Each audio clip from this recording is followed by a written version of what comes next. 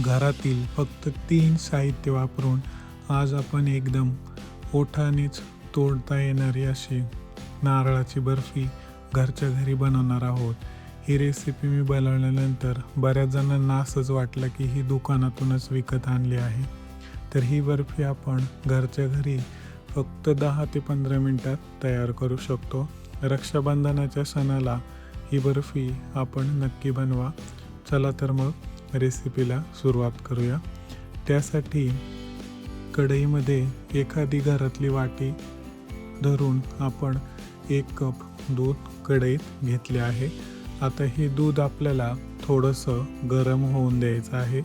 इथं आपलं दूध गरम झालं आहे. आता ह्यामध्ये त्याच वाटीच्या मापाने 1 कप आपण साखर घालूया आणि ही व्यवस्थित ढवळून घेऊया.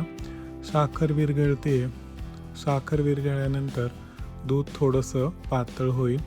आता ह्यामध्ये आपल्या बर्फीला चव येण्यासाठी 1 चमचा इलायची पावडर आणि आपण थोडासा रंग येण्यासाठी थोडासा पिवळा रंग घालायचा आहे. हा ऑप्शनल आहे, तुम्हाला आवडत नसेल तर घातलं नाही तरी चालेल. 3 ते 4 मिनटं उकळल्यानंतर आपलं दूध थोडंसं घट्ट झालं आहे. आता ह्या स्टेजला यामध्ये 2 कप इतकी खोबरा पावडर घालायची आहे. ही पावडर मार्केटमध्ये डेसिकेटेड कोकोनट या नावाने सुद्धा मिळते. आता ही पावडर दुधामध्ये व्यवस्थित मिक्स करायची आहे जेणेकरून सर्व दूध शोषले जाईल.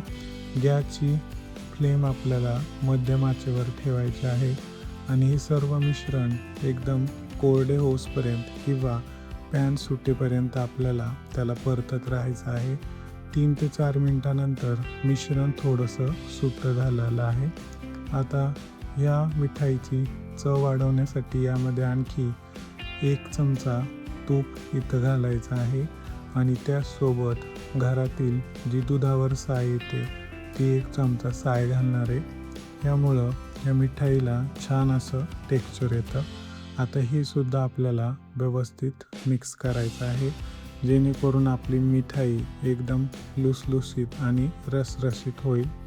3 ते 4 मिनिटं परतल्यानंतर हे मिश्रण कढईला सोडू लागले आहे आणि सुट्टे होऊ लागले आहे.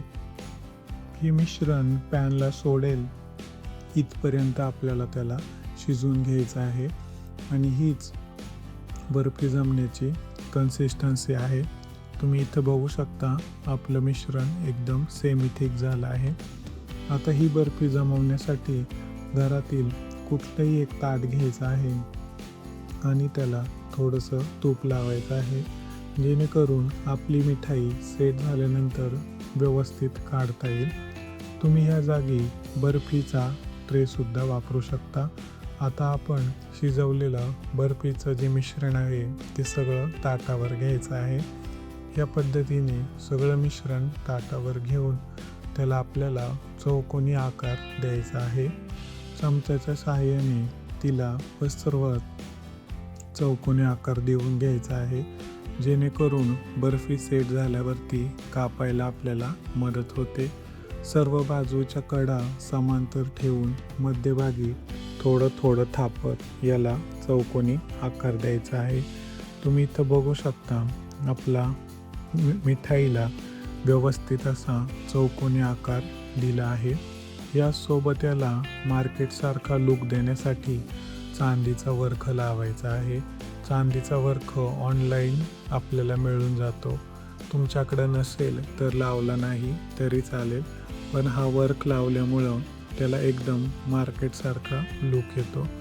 आता वर्क लावल्यानंतर आपल्याला ही मिठाई फ्रीजमध्ये 6 ते 7 तास सेट करायची आहे. 6 ते 7 तासानंतर आवडत्या आकारात तिला कापून घ्यायचा आहे. तुम्हाला जो आकार आवडतो त्या आकारात तुम्ही कापून घेऊ शकता. आणि इथे आपली मार्केट स्टाईल एकदम रसरशीत आणि ओठावरच विरघळणारी कोकोनट बर्फी तयार झाली आहे. वरून ड्रायफ्रूट किंवा गुलाबाच्या पाकळ्या घालून या बर्फीला सजवायचं. तुम्ही बघू शकता एकदम मार्केटसारखी बर्फी इथं तयार झाली आहे. तुम्ही या रक्षाबंधनला ही बर्फी नक्की बनवा आणि तुमच्या भावाला नक्की इम्प्रेस करा. ही बर्फी फक्त 3 साहित्यात आणि झटपट बनते. इथे कुठेही आपल्याला पाक बनवायचा नाही किंवा मिल्क पावडर किंवा खवा वापरायचा नाही. सो ही रेसिपी नक्की ट्राय करा. व्हिडिओ आवडला असेल तर चॅनलला लाईक, शेअर, सबस्क्राईब करा. पुन्हा एकदा भेटूया नवीन रेसिपीसोबत.